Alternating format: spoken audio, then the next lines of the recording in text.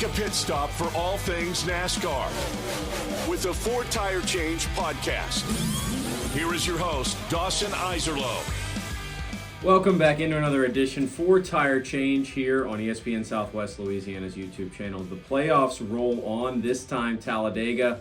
A lot happened, and we'll get to all of it here in the next 10 to 15 minutes. But the playoffs, look, at this point, and I said it going into this round, the round of 12, such a unique setup with the tracks we were going to. 1.5 miles where you tried to get a good finish, especially if you're one of those cars that didn't have the most speed. Then all bets are off at Talladega, try and survive it. And then you go to the Roval, where again, some drivers are much better at the road courses and some aren't. So it really, you could have a lot of speed in your race car and your team could be clicking and you could still find yourself going home after this round. So for those who want to, lift that trophy at the end of it, I felt like the round of 12 was the most pivotal in a lot of ways to just try and survive. So let's get to Talladega. We won't waste any time here. Now, I know the news of the week, obviously, some apparently, 2311 Front Row Motorsports are suing NASCAR. I don't know nearly enough about the legalities and, kind of that side of it, the contract side of this thing. I do think, from what I've heard, I think the arguments make some sense of what 2311 is trying to say. I do think the charter system as a whole has some flaws to it. I do think there's some good things about it. I don't think it's the worst thing that's ever happened in NASCAR.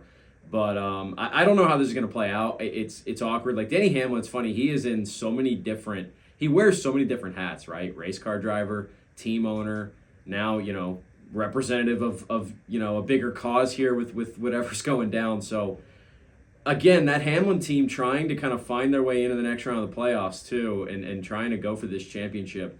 I just feel like it's another layer. It's another distraction. But he's used to that type of stuff by now. So didn't think it would overly have, any sort of impact on this run right here. Talladega itself, look, I still, so here's what happened, right? The four wide racing, incredible. They did it for so long and somehow they all made it work. And as I'm watching it, I'm going, man, how are they doing all this? How are they keeping these cars in line, right? And then you start thinking, well, this is the fuel mileage stuff, right? The saving and everything like that. And that's where I kind of go, did we see something incredible on Sunday, or did we see cars able to make four wide work for that long because they weren't going all out? And that's kind of where I kind of lean at the end of this thing. Like, maybe it wasn't all that spectacular because in reality, the reason that they were able to make it work is because nobody's pushing for the majority of the race. And I do still think that's a problem. And, I've been over some of the things that maybe could make this a little better. It is a very difficult situation. I'm not pretending like I have all the answers to it because at the end of the day, and I say this about anything, right? I say this when we talk about football and you talk about penalties or rule changes that need to be made. You have to think not only, okay, here's the spirit of the rule, right? And that's great. That might fix the problem. You have to understand that especially in professional sports like this, where it is these people's full-time jobs to win races or to win football games or to win at whatever they're doing, they have time to try to come up with the finest of lines and manipulate the rules in their favor. And again, it's not cheating necessarily. It is these razor-thin margins are the difference between winning and losing. If we want to win, we have got to be on the edge of it. And so when it comes to fuel mileage and stuff like that, like that's going to happen. The way these cars run at the drafting tracks, like they are going to try and find the slimmest of margins to take advantage of. And I just don't know if there's this overnight way that you can fix it. And, I think a lot has to be thought about.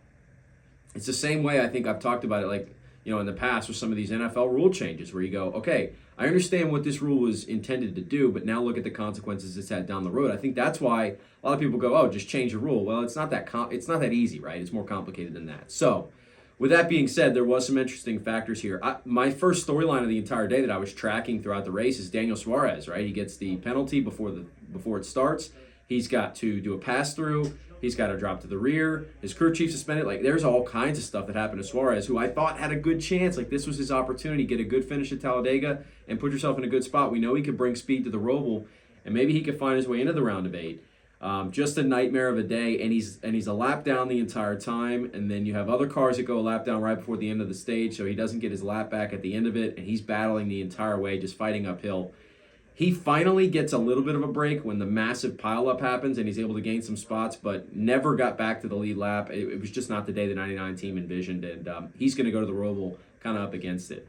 Speaking of that big pileup, look, there was not a ton of comers and goers here as the thing goes on. And, eventually you get into this last stage and you know that the urgency is going to be there. One thing that I thought was my favorite part of the race, the most entertaining, the execution on and off pit road, I thought was better than it's been in a long time at one of these tracks. Drivers, teams, really did a good job. You had a couple little mess ups here and there, but nothing major. And I think it's just so fascinating when you have a group of cars, whether it be the Toyotas or maybe just a few of the Toyotas and then the Chevys and then a few of the Fords in different waves off pit road and then blending back into the whole field. I think it's awesome. It's one of my favorite things about these tracks when you get a long green flag run like you did on Sunday. So, to see those kind of play out and then you go, hey, who's got the momentum here? Who's going to pass up? And then you're passing cars that aren't fully up to speed yet, all with the draft playing a role. Like all that was awesome. And, that was a couple different times where the balance of power shifts around in this thing. Kyle Busch was up there all day long. You felt like maybe it could be his day finally. It's been so close all year long. It's really crazy that the A-team hasn't made it to victory lane. Unfortunately, wasn't meant to be for him. And then the massive pileup. So look, it didn't feel like it was building that much. I thought we weren't really quite there yet. And ironically, what causes an incident in this day at Talladega? All that four-wide racing for 20 straight laps? No, it is a car off the pace that everyone has to go around, and it just kind of messes up the flow of stuff. And then you get a little bit of a stack up, and it happens at the front of the field. And when a stack up happens at the front of the field at Talladega, that's typically when you have the big one, right? Everybody behind him in the mess. And there was just nowhere to go. So, what is it, 20-something cars involved in this thing? That changed, obviously, a lot of playoff scenarios because you had a lot of drivers not get good finishes that probably would have. You had a lot of drivers, able to move up because of it. And then, again, Daniel Suarez, he's still in a rough spot, but he's, it kind of saved his ability to potentially get it on points. He's still got a shot here to get it on points only because of that stack up, because he was able to somewhat get through it and then pick up some of those positions for the cars who were out of the race. And then we get a green-white checkered. It wasn't the most entertaining, I think, just because of all the wreckage and everyone, not really having too many cars up there at the end. But Ricky Stenhouse Jr., man, and I know people sometimes say these things are about luck. Look at the guys who are consistently up there every time. And I know, nobody's going to win all of these things. Nobody's going to be up in the top 5 every time. But Stenhouse Jr. is always up there, it feels like. And he was up there again, and he gets the push to victory lane. So another non-playoff driver wins a playoff race. Ricky Stenhouse Jr. gets it done. So nobody able to lock themselves in with a win or earn the extra 5 bonus points. You do have a handful of drivers. William Byron, those guys are way up at the top of the point standings. They're going to be fine.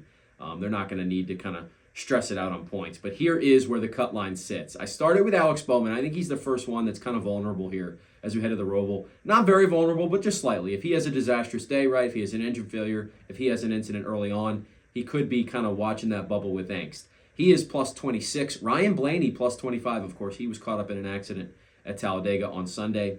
Tyler Reddick is plus 14, and that's what's really interesting. Chase Elliott plus 13. So 2 guys who I think we consider title contenders, legitimate chance to win the whole thing, that have to show up at the Roval with speed. Like, they cannot afford an off day because there's some drivers behind them that have good road course experience that are going to be trying to get in. The bubble. Briscoe, minus 32. He is in last. He's going to basically have to win this race with the points he's looking at. I guess if something crazy happens, he could make it in on points, but it's looking like he's got to win. Same with Austin Cindric. Both of those drivers are very good at road courses, though, so that's why this is really fascinating to me. Daniel Suarez, also good at road courses. He's minus 20. He's got a chance. It's not a great chance, but he does have a chance if he can maximize stage points.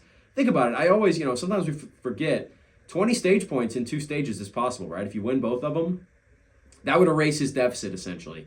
He's going to have to run really, really well.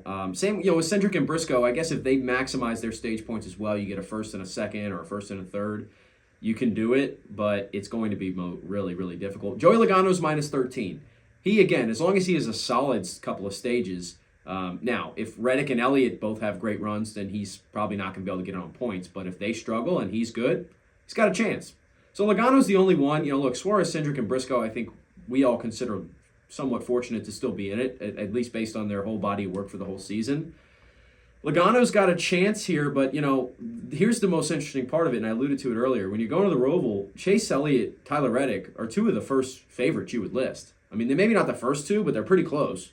So really, really good road course drivers. It's not like you have somebody who consistently struggles at the road courses where you go, okay, well, that driver might not have a great day. There could be in some trouble. Elliott and Reddick are usually really solid here, and I think both have a chance to win at the Roval. So that makes it interesting. That makes it tough. If I had to make predictions here, I would think the 4 that are in right now are the 4 that stay in. But, look, Bowman's had some struggles at times at the road courses, and Blaney's been a little inconsistent. But, again, it's going to take a full-blown accident and engine failure. It's going to take something crazy for that to change right away. So it should be a lot of fun. Look, I think it's going to be a fascinating race. Round of 8, I think we're going to have a lot more clarity, and the real title contenders can kind of emerge. If you've survived to this point and you're plus 30 or more in the cut line, you feel really good about yourself. So we're talking about the Christopher Bells, the Kyle Larsons, the William Byrons of the world. Those drivers are feeling pretty good right now. A lot of the other ones sitting here going, what can we do to just make sure we're in, and then we'll reset in the round of 8 and try and figure it out from there. But should be fun to watch. For Roval winner, I'm going Christopher Bell. I've been picking Bell. Eventually, it's got to hit right. I think Christopher Bell has been so consistent and solid. I've been really impressed with him. Not only this year in the playoffs, he's just turned into a really good playoff driver. So I like what Bell's doing right now. I'll take the 20 team to get it done at the Roval, and we'll see what happens. Appreciate everybody for tuning in. Continue to like, comment, subscribe. Subscribe if you haven't already here. ESPN Southwest Louisiana's YouTube channel. It's the 4 Tire Change. I'm Dawson Iserlow. We'll see you next week.